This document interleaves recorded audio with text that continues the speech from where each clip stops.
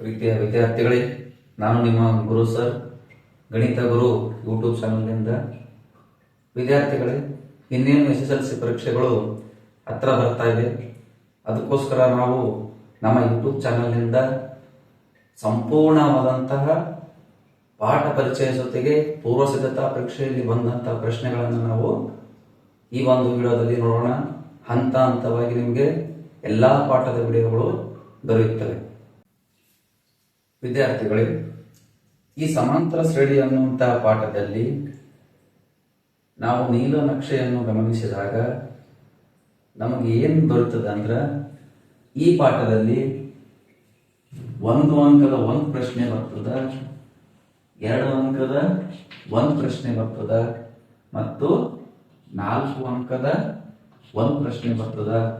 Total ಆಗಿ ಈ ಪಾಠದ ಮೇಲೆ 7 ಅಂಕಗಳು ಇರ್ತದೆ ವಿದ್ಯಾರ್ಥಿಗಳು. ಅಂಕದಲ್ಲಿ ವಿದ್ಯಾರ್ಥಿಗಳೇ, ನಾವು ಈಗ ಸಮಾಂತರ ಶ್ರೇಣಿಯ ಬಗ್ಗೆ ನೋಡೋಣ. ಸಮಾಂತರ ಶ್ರೇಣಿ ಅಂದ್ರೆ ಏನಂದ್ರ, ಇದು ಒಂದು ಸಂಖ್ಯೆಯ ಸರಣಿಯಾಗಿದ್ದು, ಈ ಸಮಾಂತರ ಶ್ರೇಣಿ ಅನ್ನೋದೊಂದು ಸಂಖ್ಯೆಯ ಒಂದು ಸರಣಿಯಾಗಿದ್ದು ಅವುಗಳ ವ್ಯತ್ಯಾಸ ಸ್ಥಿರವಾಗಿರುತ್ತದೆ. ನೋಡ, ಇದೊಂದು ಸಂಖ್ಯೆಯ ಸರಣಿ ಅದ, ಇವುಗಳ ವ್ಯತ್ಯಾಸ ಏನದ, ಸ್ಥಿರ ಅದ. ನೋಡಿ, 4 2 ಕಳೆದಷ್ಟು 2, 6 2 ಕಳೆದಷ್ಟು 2, 8 6 ಕಳೆದ್ರ 2. ಇವುಗಳ ವ್ಯತ್ಯಾಸ ಏನಾದ ವಿದ್ಯಾರ್ಥಿಗಳೇ, ಸ್ಥಿರವಾಗಿದೆ. ಅದರಿಂದ ನಾವು ಇದನ್ನ ಏನಂತ ಕರೆಯುವುದು, ಇದು ಒಂದು ಸಮಾಂತರ ಶ್ರೇಣಿ. ಈಗ ಸಮಾಂತರ ಶ್ರೇಣಿ ಅಂದ್ರೆ ಗೊತ್ತಾಯ್ತು ವಿದ್ಯಾರ್ಥಿಗಳೇ. ಈಗ ಸಮಾಂತರ ಶ್ರೇಣಿಯ ಸಾಮಾನ್ಯ ರೂಪ ಏನು ಅಂದ್ರೆ, ನಾವು ಸಮಾಂತರ ಶ್ರೇಣಿಯನ್ನು ಬರೀಬೇಕಾದ್ರೆ ಯಾವ ಯಾವ ಕ್ರಮವನ್ನು ಕೈಗೊಳ್ಳಬೇಕು ಇಲ್ಲಿ ನೋಡಿ. ಸಮಾಂತರ ಶ್ರೇಣಿಯ ಸಾಮಾನ್ಯ ರೂಪ ಏನದಂದ್ರ a, a plus b, a plus 2b, a plus 3d up to dash dash dash. ಅಂದ್ರ ಇಲ್ಲಿ a ಅಂದ್ರೆ ಏನಂದ್ರ ಮೊದಲನೇ ಪದ, ಇದಕ್ಕೆ a1 ಅಂತನೂ ಕರೀತಾರ. ಇಲ್ಲಿ d ಅಂದ್ರೇನು, ಸಾಮಾನ್ಯ ವ್ಯತ್ಯಾಸ. ಹಾಗಾದ್ರೆ ವಿದ್ಯಾರ್ಥಿಗಳೇ, a 8 ಇದೆ, d 2 ಅದ. ಹಂಗಿತ್ತಂದ್ರ ಸಮಾಂತರ ಶ್ರೇಣಿಯ ಸಾಮಾನ್ಯ ರೂಪದಿಂದ ಸಮಾಂತರ ಶ್ರೇಣಿಯನ್ನು ಬರೋಣ. ಇಲ್ಲಿ ನೋಡಿ, a ಅನ್ನ ಏನ್ ಮಾಡ್ತೀವಿ ನಾವು, 8 ಅಂತ ಬರಿತೀನಿ. ಮುಂದಿನ ಏನಿದೆ, a ಪ್ಲಸ್ ಡಿ ಇದೆ. a ಅಂದ್ರೆ ಏನ್ ಮಾಡಿ ನಾನು 8 ಬರ್ತೀನಿ, d ಅಂದ್ರೆ ಏನು 2, 8 ಕೆಳಗೆ ಕೂಡಿಸಿದಷ್ಟು 10. ಇದು ಎರಡನೇ ಪದ, ಅದಕ್ಕೆ a2 ಅಂತ ಕರೀತಾರ. a2 ಅಂದ್ರೂ ಒಂದೇ, a ಪ್ಲಸ್ b ಅಂದ್ರೂ ಒಂದೇ, a1 ಅಂದ್ರೂ ಒಂದೇ, a ಅಂದ್ರೂ ಒಂದೇ. ಇಲ್ಲಿ ನೋಡಿ ವಿದ್ಯಾರ್ಥಿಗಳೇ, ಇಲ್ಲಿ a ಜಾಗದಾಗ ಏನ್ ಹಾಕಿವಿ, 8 ಹಾಕಿವಿ, ಪ್ಲಸ್ 2 ಕೆಳಗೆ ಬರ್ತೀವಿ. d ಅಂದ್ರೆ ಏನಿದೆ, 2 ಅದ. 8 8 ಪ್ಲಸ್ 2 2 ಎಷ್ಟು 4, 8 4 ಕೂಡಿಸಿದಷ್ಟು 12. a3 ಅಂದ್ರೆ ಎಷ್ಟು, 12 ವಿದ್ಯಾರ್ಥಿಗಳೇ. ನಾ ಇಲ್ಲಿ ಯಾಕೆ ಹೇಳ್ತಾ ಇದ್ದೀನಿ ಅಂದ್ರೆ, ನಿಮಗೆ 4 ಅಂಕದ ಹೇಳಿಕೆ ರೂಪದ ಪ್ರಶ್ನೆ ಒಳಗ ಇದು ಉಪಯೋಗವಾಗುತ್ತದೆ. a1 ಅಂದ್ರೇನು, a ಅಂತ ಬರ್ಕೋಬೇಕು. a2 ಅಂದ್ರೇನು, a ಪ್ಲಸ್ ಡಿ ಅಂತ ಬರೀಬೇಕು. a3 ಅಂದ್ರೇನು, a ಪ್ಲಸ್ 2d ಅಂತ ಬರೀಬೇಕು. ಪ್ರೀತಿಯ ವಿದ್ಯಾರ್ಥಿಗಳೇ, ಈ ಸಮಾಂತರ ಶ್ರೇಣಿಯಲ್ಲಿ 2 ಅಂಕಕ್ಕೆ ಪದಗಳ ಸಂಖ್ಯೆ ಅಥವಾ ಕೊನೆಯ ಪದವನ್ನ ಕಂಡುಹಿಡಿಯುವ ಸೂತ್ರ ಅಂದ್ರೆ ಏನಂದ್ರ, an is equal to a plus n minus 1 into d. ಇಲ್ಲೊಂದು ಎಕ್ಸಾಂಪಲ್ ಉದಾಹರಣೆ ತಗೊಂಡು ಬಂದಿದ್ದೀನಿ ವಿದ್ಯಾರ್ಥಿಗಳೇ. ಇದೇನಿದೆ ಅಂದ್ರೆ 3, 6, 9 ಅಪ್ ಟು ಡ್ಯಾಶ್ ಡ್ಯಾಶ್ ಈ ಸಮಾಂತರ ಶ್ರೇಣಿಯ 6ನೇ ಪದವನ್ನ ಕಂಡುಹಿಡಿಯಿರಿ ಅಂತ ಹೇಳ್ತಾರೆ ವಿದ್ಯಾರ್ಥಿಗಳು. ಈ ತರದ ಪ್ರಶ್ನೆಗಳು ನಿಮಗೆ 2 ಅಂಕದ ಪ್ರಶ್ನೆಗಳು ಬರ್ತದೆ. ಇಲ್ಲಿ ನೋಡಿ, ನಾವು ಏನ್ ಮಾಡ್ಬೇಕಂದ್ರ, ಈ ಸೂತ್ರದಲ್ಲಿ ಇರ್ತಕ್ಕಂಥ ಅಂಶಗಳನ್ನ ಮೊದಲು ನೋಡ್ಬೇಕು. ಇಲ್ಲಿ a ಅಂದ್ರೆ ಏನಂದ್ರ, ಮೊದಲನೇದಾಗಿ a ಅಂದ್ರ ಮೊದಲನೇ ಪದ. ಇದಕ್ಕೆ ಇಂಗ್ಲಿಷ್ ಒಳಗ ಫಸ್ಟ್ ಟರ್ಮ್ ಅಂತ ಕರೀತಾರೆ. ಡಿ ಅಂದ್ರೆ ಸಾಮಾನ್ಯ ವ್ಯತ್ಯಾಸ. ಡಿ ಅಂದ್ರೇನು, ಸಾಮಾನ್ಯ ವ್ಯತ್ಯಾಸ. ಇದಕ್ಕೆ ಕಾಮನ್ ಡಿಫರೆನ್ಸ್ ಅಂತ ಕರೀತಾರೆ. ಅಂದರೆ 2ನೇ ಪದದಿಂದ 1ನೇ ಪದಕ್ಕೆ ಮೈನಸ್ ಮಾಡಬಹುದು, ಅಥವಾ 3ನೇ ಪದದಿಂದ 2ನೇ ಪದಕ್ಕೆ ಮೈನಸ್ ಮಾಡ್ರೆ ಏನ್ ಬರ್ತದೆ, ನಿಮ್ಗೆ ಡಿ ಬರ್ತದೆ. ನೆಕ್ಸ್ಟ್ ಎನ್ ಅಂದ್ರೆ ಏನಂದ್ರ ಪದಗಳ ಸಂಖ್ಯೆ. ಪದಗಳ ಸಂಖ್ಯೆ ಇದಕ್ಕ ನಂಬರ್ ಆಫ್ ಟರ್ಮ್ಸ್ ಅಂತ ಕರೀತಾರೆ. ಹಾಗಾದ್ರೆ ವಿದ್ಯಾರ್ಥಿಗಳಿಗೆ ನಾವ್ ಏನ್ ಕಂಡಿಬೇಕಾಗ್ಯದ? ಕೊನೆಯ ಪದವನ್ನ ಕಂಡಿಬೇಕಾಗ್ಯದ. ಎ ಎನ್ ಅಂದ್ರೇನು? ಕೊನೆಯ ಪದ. ಇದಕ್ಕೆ ಎಲ್ ಅಂತಾನು ಸೂಚನೆ ಮಾಡ್ತಾರೆ. ಇಂಗ್ಲಿಷ್ ಒಳಗೆ ಇದಕ್ಕ ಲಾಸ್ಟ್ ಟರ್ಮ್ ಅಂತ ಕರೀತಾರೆ. ಹಾಗಾದ್ರೆ ಇವೆಲ್ಲಾ ಬೆಲೆಗಳನ್ನ ಏನ್ ಮಾಡಬೇಕು? ಆ ಸೂತ್ರದೊಳಗ ಹಾಕ್ಬೇಕು. ಮೊದಲು ನೋಡ್ರಿ, ಮೊದಲನೇ ಪದ ಏನಂದ್ರ ಎ ಇಸ್ ಈಕ್ವಲ್ ಟು 3 ಅದ. ಡಿ ಅಂದ್ರೆ ಏನ್ ಹೇಳ್ತೀವಿ ನಿಮಗೆ? D is equal to A2 minus A1 ಅಥವಾ A3 ಮೈನಸ್ A2 ಯಾವ್ದಾದ್ರು ಮಾಡಬಹುದು. A2 ಎಷ್ಟಿದೆ ನೋಡಿ? 6 ಮೈನಸ್ A1 ಎಷ್ಟಿದೆ? 3. 6 ನೇ 3 ಎಷ್ಟು? 3. ಸಾಮಾನ್ಯ ವ್ಯತ್ಯಾಸ ಎಷ್ಟು ಬಂತು? 3 ಬಂತು. ಎನ್ ಅಂದ್ರೇನು? ಪದಗಳ ಸಂಖ್ಯೆ. ಈ ಕ್ವಶನ್ ನಲ್ಲಿ ಏನಿದೆ? ಎಷ್ಟನೇ ಪದ ಕಂಡಿದೆ? 6ನೇ ಪದ. ಎಷ್ಟನೇ ಪದ? 6ನೇ ಪದ. ಹಂಗಿತ್ತಂದ್ರ ಎನ್ ಇಸ್ ಈಕ್ವಲ್ ಟು ವಿದ್ಯಾರ್ಥಿಗಳೇ 6. ಈ ಎಲ್ಲಾ ಬೆಲೆಗಳನ್ನ ಈ ಸೂತ್ರದೊಳಗೆ ಹಾಕ್ರಿ. ಎಷ್ಟು ಈಸಿ ಇದೆ ನೋಡ್ರಿ. A n is equal to a ಅಂದ್ರೆ ಎಷ್ಟಿದೆ? 3 ಪ್ಲಸ್ ಎನ್ ಅಂದ್ರೆ ಎಷ್ಟು? 6. ಎನ್ ಮೈನಸ್ 1 ಡಿ ಎಷ್ಟಿದೆ ನೋಡಿ? ಡಿ ಎಷ್ಟು? 3. ಇದನ್ನು ಬಿಡಿಸಿದಾಗ 3 ಪ್ಲಸ್ ಎನ್ ಅಂದ್ರೆ ಎಷ್ಟಿದೆ? 6 ಇದೆ. 6 ಮೈನಸ್ 1 ಎಷ್ಟು?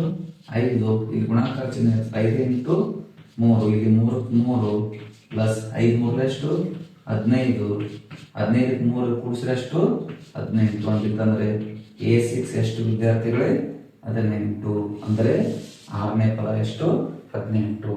ಬೇಕಾದ್ರೆ ನೋಡ್ರಿ ವಿದ್ಯಾರ್ಥಿಗಳೇ, 1ನೇ ಪದ 3, 2ನೇ ಪದ 6, 3ನೇ ಪದ 9. ಅದಕ್ಕೆ ಮತ್ತೆ 3 ಕೂಡಿಸ್ರಿ, ಅಂದ್ರೆ ಸಾಮಾನ್ಯ ವ್ಯತ್ಯಾಸವನ್ನ ಕೂಡಿಸ್ರಿ. 9ಕ್ಕೆ 3 ಕೂಡಿಸಿದ್ರೆ ಎಷ್ಟು? 12. ನೆಕ್ಸ್ಟ್ 5ನೇ ಪದ 15, 6ನೇ ಪದ ಎಷ್ಟು? 18. ಈ ಸಮಾಂತರ ಶ್ರೇಣಿಯಲ್ಲಿ ಇನ್ನೊಂದು ಸೂತ್ರ ಬರ್ತದೆ. ಇದನ್ನು 2 ಮಾರ್ಕ್ಸಿಗೆ ಕೇಳ್ತಾರೆ. ಸಮಾಂತರ ಶ್ರೇಣಿಯ ಪದಗಳ ಮೊತ್ತ. ಇದರ ಅರ್ಥ ಏನಂದ್ರ, ಇವೇನ್ ಸಮಾಂತರ ಶ್ರೇಣಿಗಳದಾವಲ್ಲ, ಈ ಪದಗಳ ಮೊತ್ತವನ್ನ ಕಂಡುಹಿಡಿಯಬೇಕು. ಈ ಮೊತ್ತವನ್ನ ಕಂಡುಹಿಡಿಯೋ ಸೂತ್ರ ಏನದಂದ್ರ Sn is equal to n/2 bracket 2a plus n minus 1 into dr. ಇದೊಂದು ಕ್ವಶನ್ ಇದೆ ನೋಡಿ ವಿದ್ಯಾರ್ಥಿಗಳೇ. 2, 4, 6, 8 ಈ ಸಮಾಂತರ ಶ್ರೇಣಿಯ 10 ಪದಗಳ ಮೊತ್ತ ಕಂಡುಹಿಡಿಯಿರಿ ಅಂತಿದೆ. ಎಷ್ಟು ಪದಗಳ ಮೊತ್ತ? 10 ಪದಗಳ ಮೊತ್ತ. ನಿಮಗೆ ಎಲ್ಲಿ ಪದಗಳ ಮೊತ್ತ ಅಂತ ಬರ್ತದಲ್ಲ, ಅಲ್ಲಿ ಈ ಸೂತ್ರವನ್ನ ಉಪಯೋಗ ಮಾಡಬೇಕು. ಇಲ್ಲಿ ನೋಡಿ ವಿದ್ಯಾರ್ಥಿಗಳೇ, ಇಲ್ಲಿ ಏನು ಇದೆ? ಮೊದಲು ಎ ಏನಿದೆ? A is equal to 2. Next d is equal to ಅಂದ್ರೆ ಏನಿದೆ ನಿಮಗೆ? A2 minus A1. Very good. ಇಲ್ಲಿ A2 ಏನಿದೆ? 4 ಮೈನಸ್ A1 ಎಷ್ಟು? 2. ಅಂದ್ರೆ 4 ನ 2 ಅಂದ್ರೆ ಎಷ್ಟು? 2. ಮುಂದೆ ಎನ್ ಅಂದ್ರೆ ಏನು? ಪದಗಳ ಸಂಖ್ಯೆ. ಎನ್ ಎಷ್ಟು ಕೊಟ್ಟಿದ್ದಾರೆ? 10 ಪದಗಳ ಕೊಟ್ಟಾರೆ. ಏನ್ ಕಂಡಿಡ್ಬೇಕು ನಾವು?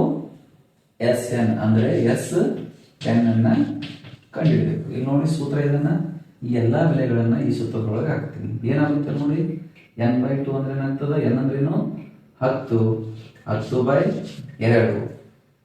ಬ್ರಾಕೆಟ್ 2ಕ್ಕೆ 2 ಇಂಟು ಎ ಅಂದ್ರೆ ಎಷ್ಟು? ಎ ಅಂದ್ರೆ 2 ಪ್ಲಸ್ ಎನ್ ಅಂದ್ರೇನು?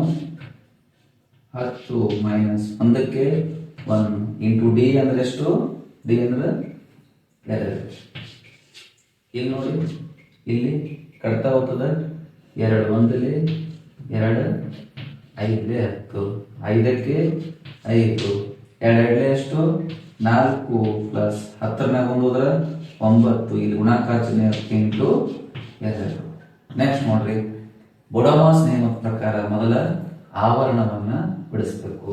ಇಲ್ಲ 5ಕ್ಕೆ 5, ಇಲ್ಲಿ 4ಕ್ಕೆ 4 ಪ್ಲಸ್ 9 2 ಎಷ್ಟು? 18. ವಿದ್ಯಾರ್ಥಿಗಳೇ, ಎಷ್ಟೋ ಜನ ನೀವು ತಪ್ಪು ಮಾಡ್ತೀರಿ. ಫಸ್ಟ್ ಇದು ಕೂಡಿಸ್ಬಿಡ್ತೀರಿ. ಇಲ್ಲ, ಮೊದಲು ಏನ್ ಬಿಡಿಸ್ಬೇಕು? ಗುಣಾಕಾರ ಮಾಡಬೇಕು. ನೆಕ್ಸ್ಟ್ 5ಕ್ಕೆ 5 14 18ಕ್ಕೆ 4 ಕೂಡಿಸಿದ್ರೆ ಎಷ್ಟಾಗಲ್ಲ 22 22 5 ಎಷ್ಟು 5 2 10ಕ್ಕೆ 0 ಕೈಲ 1 5 2 10 1 11 ಅಂದ್ರೆ 10 ಪದಗಳ ಮೊತ್ತ ಎಷ್ಟಂದ್ರೆ 110.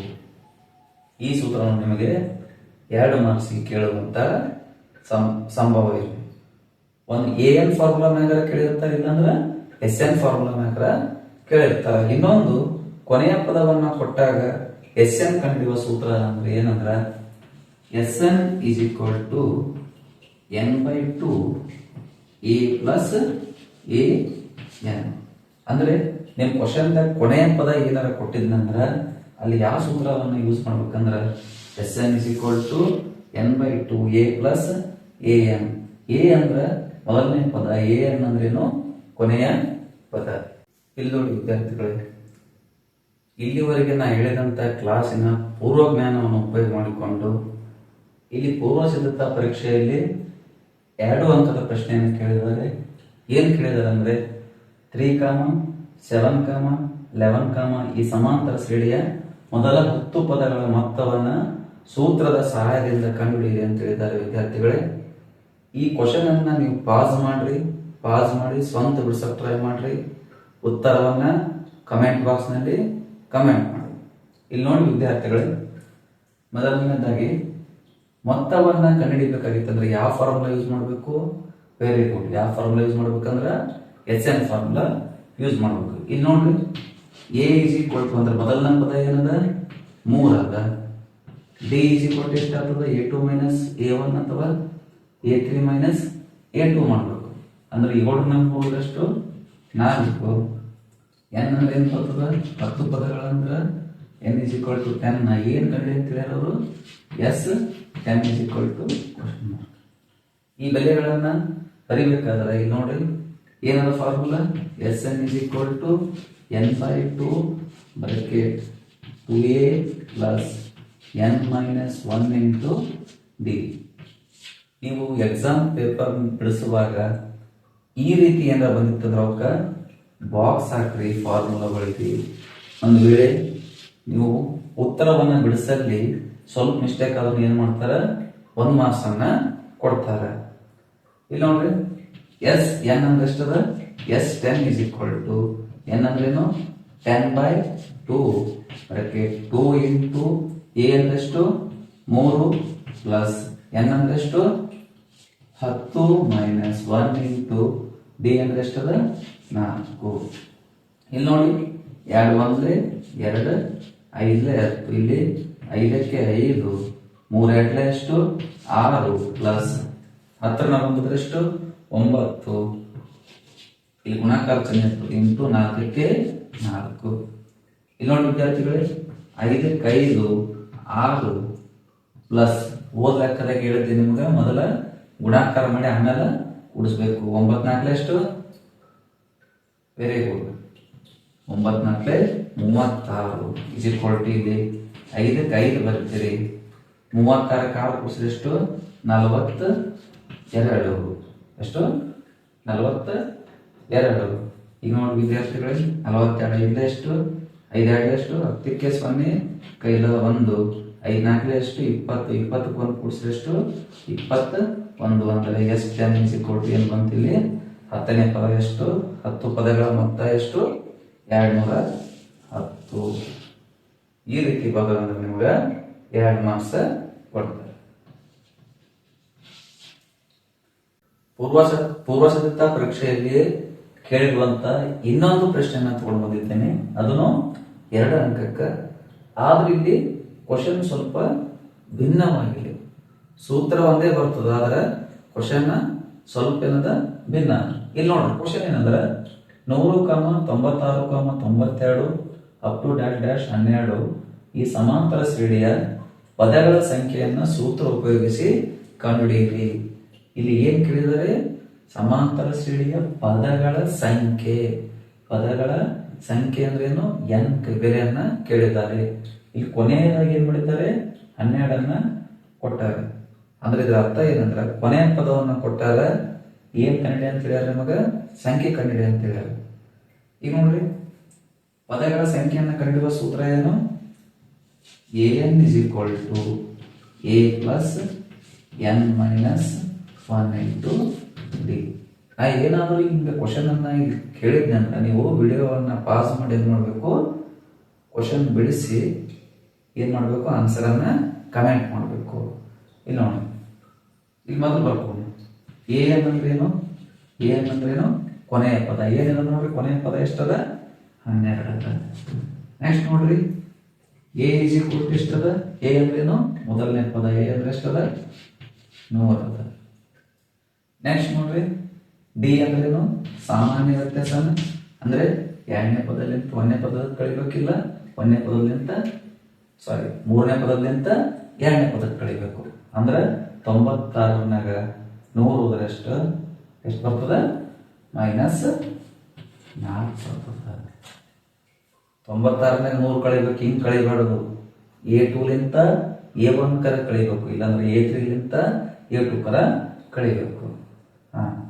ನೆಕ್ಸ್ಟ್ ನೋಡ್ರಿ, ಡಿ ಏನ್ ಬಂತು? -4 ಬಂತು.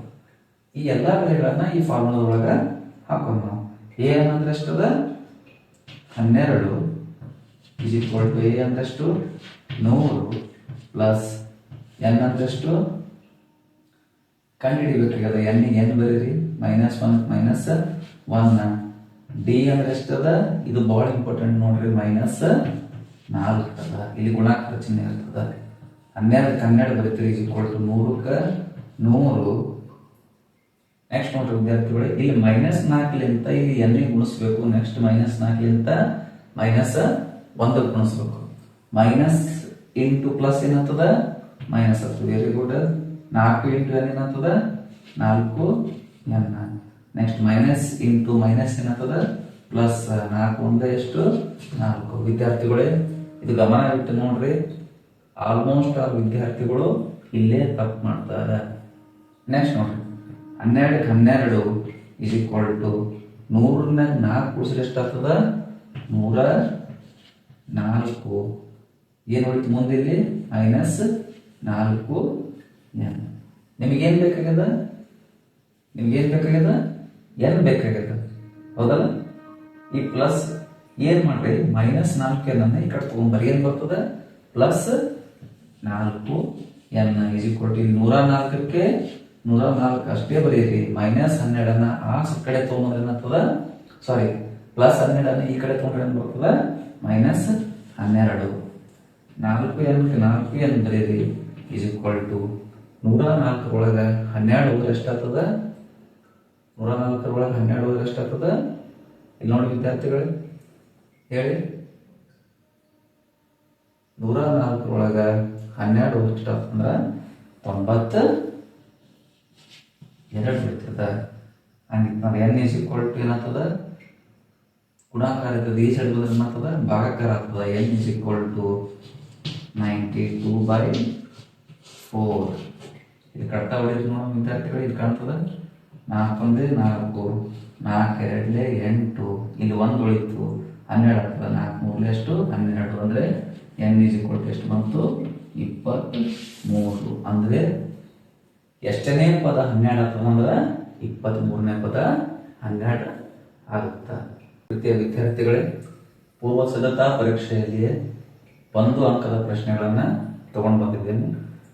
ಈ ಮೊದಲನೇ ಪ್ರಶ್ನೆ ಪೂರ್ವ ಸಿದ್ಧತಾ ಪರೀಕ್ಷೆ 1 ಮತ್ತು 2ರಲ್ಲಿ ಅದೇ ಬಿದ್ದಿದೆ. ಅದಕ್ಕೋಸ್ಕರ ನಾವು ಹಿಂದಿನ ವರ್ಷದಲ್ಲಿ ಪ್ರಶ್ನೆ ಪತ್ರಿಕೆಯಲ್ಲಿ ಕೇಳಿದಂತ ಒಂದು ಪ್ರಶ್ನೆಯನ್ನ ಇಲ್ಲಿ ನಿಮಗಾಗಿ ತಂದಿದ್ದೇನೆ. ಇಲ್ಲಿ ನೋಡ್ರಿ, ಈ ಪ್ರಶ್ನೆ ಏನಂತಂದ್ರೆ, ಒಂದು ಸಮಾಂತರ ಶ್ರೇಣಿಯಲ್ಲಿ 3ನೇ ಪದ 13 ಮತ್ತು 2ನೇ ಪದ 8 ಆದರೆ ಶ್ರೇಣಿಯ ಮೊದಲನೇ ಪದವನ್ನ ಕಂಡುಹಿಡಿಯಿರಿ.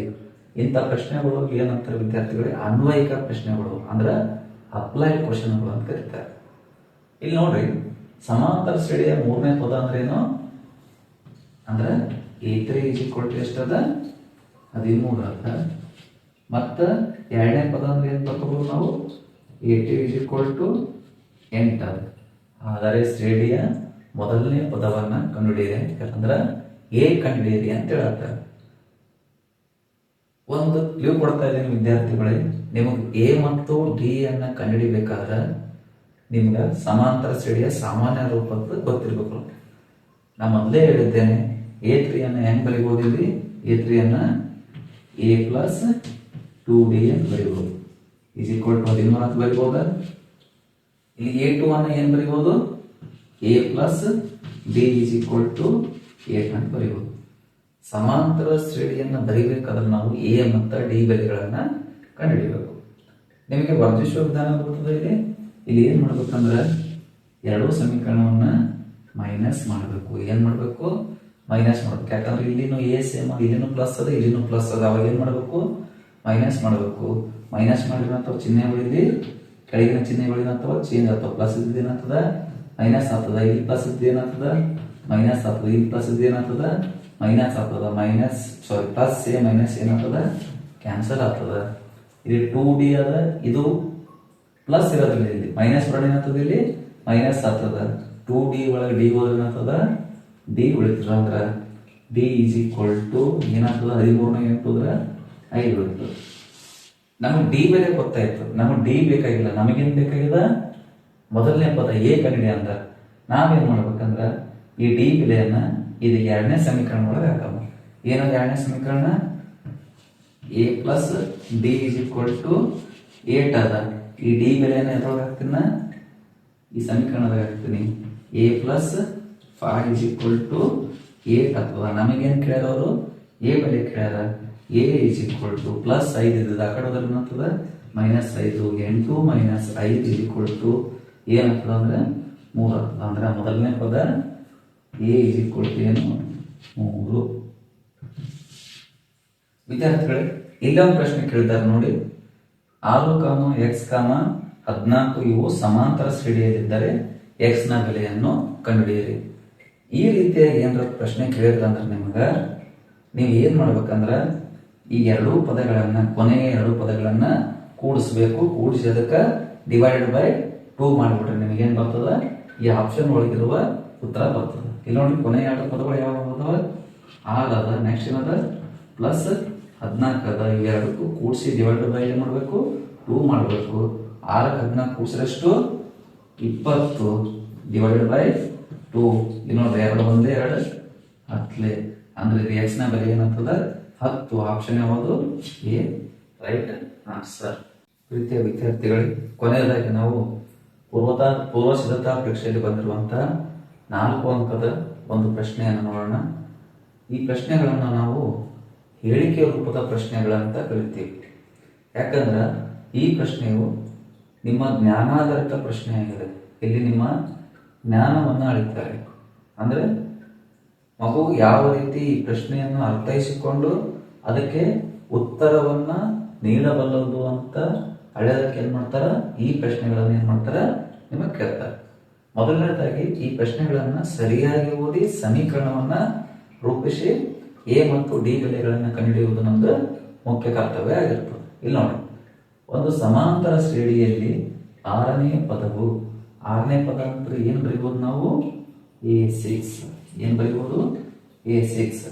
6ನೇ ಪದವು 3ನೇ ಪದದ, 3ನೇ ಪದ ಅಂದ್ರೆ ಏನ್ ಬರೀಬಹುದು ನಾವು, A3 ಅಂತ ಬರೀಬಹುದು.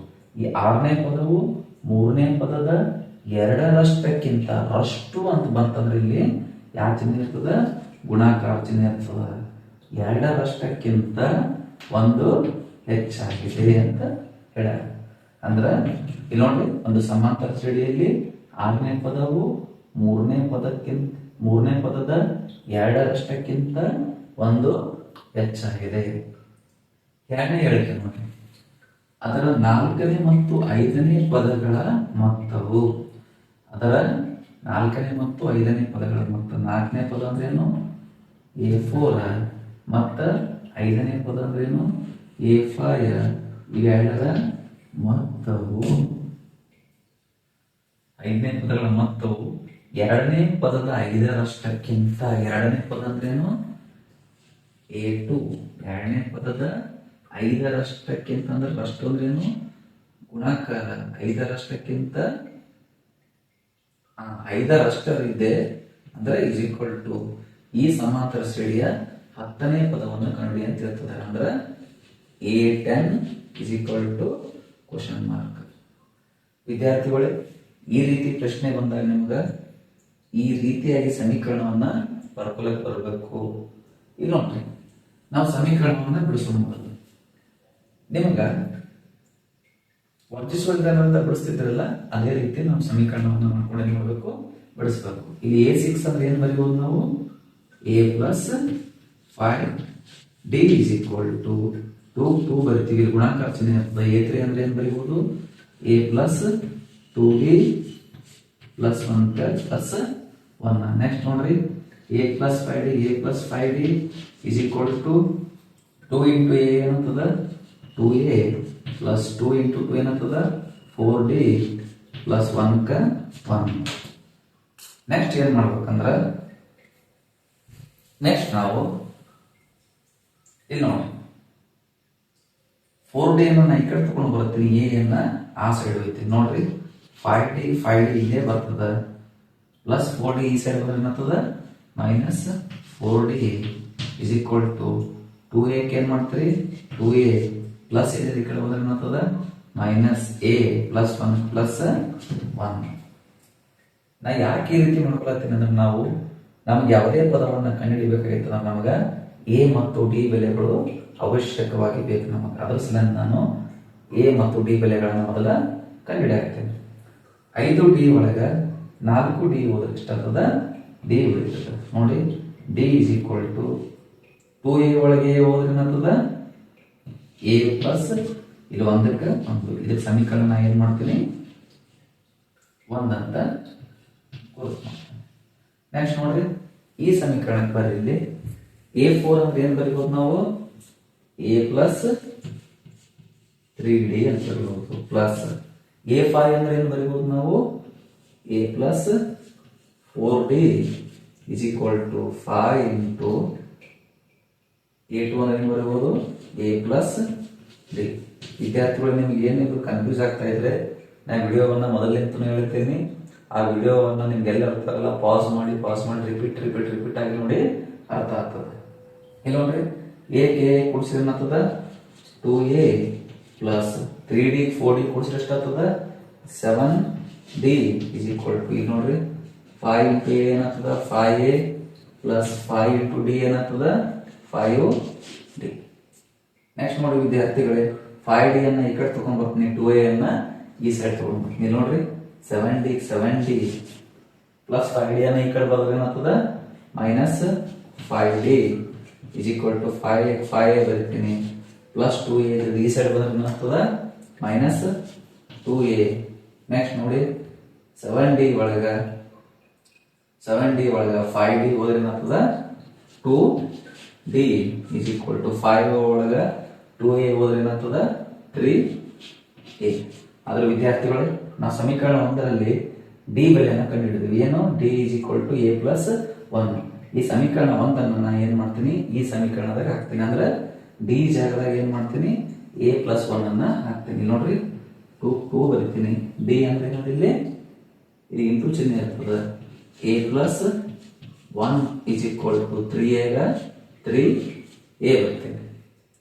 ನೆಕ್ಸ್ಟ್ ನೋಡ್ರಿ, ಈ ಗುಣಾಕಾರ ಮಾಡ್ರಿ 2 ಇಂಟು A ಏನಾಗ್ತದ 2A ಪ್ಲಸ್ 2 ಇಂಟು 1 ಏನಾಗ್ತದ 2 ಇಸ್ ಈಕ್ವಲ್ ಟು 3A ಬರ್ತೇನೆ. ನೋಡಿ ವಿದ್ಯಾರ್ಥಿಗಳ, ನೆಕ್ಸ್ಟ್ 2A ಅನ್ನ ಇಲ್ಲಿ ತಗೊಂಡ್ಬರ್ತೀನಿ, ಇಲ್ಲಿ 2 ಬರಿತೀನಿ ಇಸ್ ಈಕ್ವಲ್ ಟು 3A ಬರ್ತೀನಿ, ಪ್ಲಸ್ 2A ಅನ್ನ ಈ ಸೈಡ್ ತಗೊಂಡ್ರೆ ಏನಾಗ್ತದ ಮೈನಸ್ 2A. ನೆಕ್ಸ್ಟ್ ಏನ್ ಬರ್ತದ 2 ಬರಿತೀನಿ ಇಸ್ ಈಕ್ವಲ್ ಟು 3A ಒಳಗ 2A ಹೋದ್ರೆ ಏನಾಗ್ತದ A ಉಳಿತದ. ಅಂದ್ರ A ಬೆಲೆ ಏನ್ ಬಂತು 2 ಬಂತು. ಈಗ A ಬೆಲೆ 1 ಸಿಕ್ತು. ಈಗ ಮುಂದೆ ನಮ್ಮ ಟಾರ್ಗೆಟ್ ಏನು D ಕಂಡುಹಿಡಿಯಬೇಕು. D ಅಲ್ಲಿ ಏನದ D is equal to A plus 1. ಈ A ಪ್ಲಸ್ 1 ಇದ್ದಲ್ಲಿ A ಬೆಲೆ ಏನಂತ 2 ಅದ. ಈ 2 ಅನ್ನ ಇಲ್ಲಿ ತಂದು ಹಾಕ್ರಿ, ಏನ್ ಬರ್ತದ ನೋಡ್ರಿ, D is equal to A ಅಂದ್ರೆ ಏನದ 2 plus 1. D is equal to ಏನು ಬಂತು 3 ಬಂತು.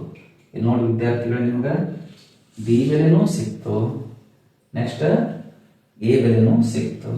ಹಂಗಿತ್ತಂದ್ರೆ ನಮ್ಗೆ ಏನ್ ಕಂಡಿದೆ ಅಂದ್ರೆ A10 ಕಂಡಿದೆ ಅಂದ್ರೆ, ಹಂಗಿತ್ತಂದ್ರೆ A10 ಅಂದ್ರೆ ಏನ್ ಬರೀಬಹುದು ನಾವು, A10 is equal to A plus 9D. ನೀವು ಡಿ ಮತ್ತು ಎ ಕಂಡಿಡಿದೆ ಅಂದ್ರೆ ಅರ್ಧ ಲೆಕ್ಕ ನೀವು ಬಿಡಿಸಿದಂಗ. ಇಲ್ಲಿ ನೋಡಿ ಈಸ್ ಈಕ್ವಲ್ ಟು ಎ ಅಂದ್ರೆ ಎಷ್ಟು 2 ಬಂದದ, ಪ್ಲಸ್ ಈ ಪ್ಲಸ್ ಹಾಕ್ರಿ, 9 ಬರ್ರಿ, ಗುಣಾಕಾರ ಚಿಹ್ನೆ ಇರ್ತದೆ. ಡಿ ಅಂದ್ರೆ ಎಷ್ಟು 3, ಇಲ್ಲಿ 2 ಪ್ಲಸ್ 9 3 ಎಷ್ಟು 27, 27ಕ್ಕೆ 2 ಕೂಡಿಸಿದ್ರೆ ಎಷ್ಟು 29. ಅಂದ್ರೆ A10 ಬೆಲೆ ಎಷ್ಟು ವಿದ್ಯಾರ್ಥಿಗಳೇ 29. ಓಕೆ ವಿದ್ಯಾರ್ಥಿಗಳೇ, ಈ ಒಂದು ವಿಡಿಯೋದಲ್ಲಿ ಸಂಪೂರ್ಣವಾದಂತಹ ಸಮಾಂತರ ಶ್ರೇಣಿಯ 1 ಅಂಕದ ಪ್ರಶ್ನೆ, 2 ಅಂಕದ ಪ್ರಶ್ನೆ ಮತ್ತು 4 ಅಂಕದ ಪ್ರಶ್ನೆಗಳು ಬಿಡಿಸಿದ್ದೀನಿ. ಅದನ್ನು ಪೂರ್ವ ಸಿದ್ಧತಾ ಪರೀಕ್ಷೆ ಮತ್ತು ಪಾಠ ಪರಿಚಯದೊಂದಿಗೆ ಬಿಡಿಸಿದ್ದೀನಿ. ಇದೇ ರೀತಿಯ ವಿಡಿಯೋಗಳು ಬೇಕಾದ್ರೆ ನಿಮ್ಗೆ ನಿಮ್ಮ ಫ್ರೆಂಡ್ಸಿಗೆ ಶೇರ್ ಮಾಡ್ರಿ, ಸಬ್ಸ್ಕ್ರೈಬ್ ಮಾಡ್ರಿ ಮತ್ತು ಬೆಲ್ ಐಕಾನ್ ಅನ್ನು ಒತ್ತಿ. ನಂದು ಯಾವುದೇ ವಿಡಿಯೋಗಳಿದ್ರೆ ನಿಮ್ಗೆ ಬರ್ತವೆ. ಧನ್ಯವಾದಗಳು. ನಮಸ್ಕಾರ.